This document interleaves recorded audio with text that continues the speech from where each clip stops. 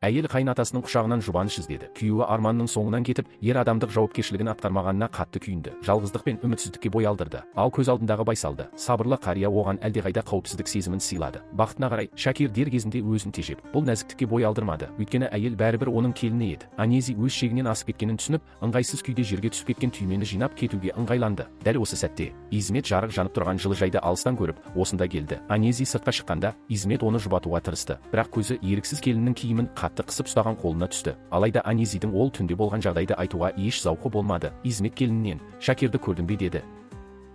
Келіні жоқ деді де, бұрылып кетіп қалды. Келесі күні қызметші бір түймені Изметке әкеліп, оны таңертең жылыжайдан бақташы тауып алғанын айтты. Измет қатты таң қалып, кеше көрген күмәнді көрінісін еске түсірді. Енді бәрі анық болды. Дәл сол сәтте Анези төмен түсіп келе жатты.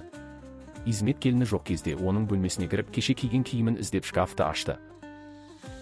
Расымен бір түйме жетіспеді. Ол үнсіз түймені үстелге қойды. Келіні кешегі айтқан сөзінің жалған екенін түсінді. Сол арада Анези баққа келіп, сурет салып отырған Суатты көрді. Ол әйеліне назарда аудармады. Анези жылыжай маңындағы орындыққа отырып қалды. Ал Шакир кіші бағбанмен бірге раушандарды күтіп жүреді.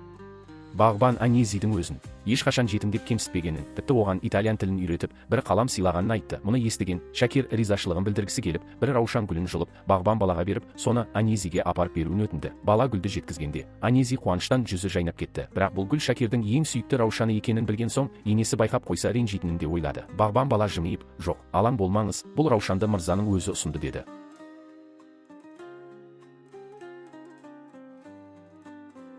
Шакирдің мұндай бағалы гүлді сыйлауы Анезидің көңілін ерекше сергітті. Ол гүлді алып, бөлмесіне кіріп, төсегінің қасына қоймақ болды. Сол сәтте үстел үстінен түймені байқап қалды. Ал бұл уақытта Суат анасының бөлмесіне кіріп, жолға шығар алдында қоштасып, шын мәнінде қалталық ақша алмақ еді. Измет үнемдеп жүріп, әрдайым бір бөлігін ұлына беретін, кетерінде ұлын ақылмен тоқтатып, әйелің жалғыз қалмасын, үйге ерте қайт деді. Бірақ Суат оған мән бермеді. Ол бала кезінде әкесінің де анасына дәл солай қарағанын, ал анасының ешқашан шағымданбағанын есіне алды. Измет не айтарын білмей, ұлының Анезиді елемеуі жамандыққа апарарын ғана ескертті. Бірақ Суат оны тыңдамады. Сонда не, Анези мені тастап кетеді деп ойлайсың ба деді мысқылдап. Измет шын ойын айта алмады. Тек мүмкін Анези кетіп қалуы немесе басқа біреуден тірек іздеуі мүмкін екенін тұспалдады.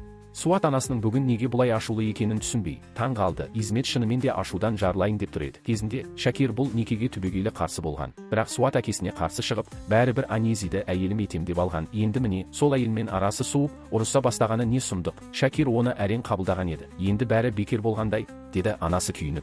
Суат анасының сөзін тыңдауға шыдай алмады. Әкесінен онсыз да жылы қабақ көрмейтін, енді шешесінен де сын естіп тұрғаны жанына батты. Ашудан кейін бөлмесіне барып, анасы берген ақшаны конвертке салып, тартпаға жасырды. Бірақ оның бұл әрекетін Анези байқап тұрды. Сол түні Суат достарымен жиналып, әңгімелесіп отырғанда, кенет олардың назары терезе жанында тұрған әйелге түсті.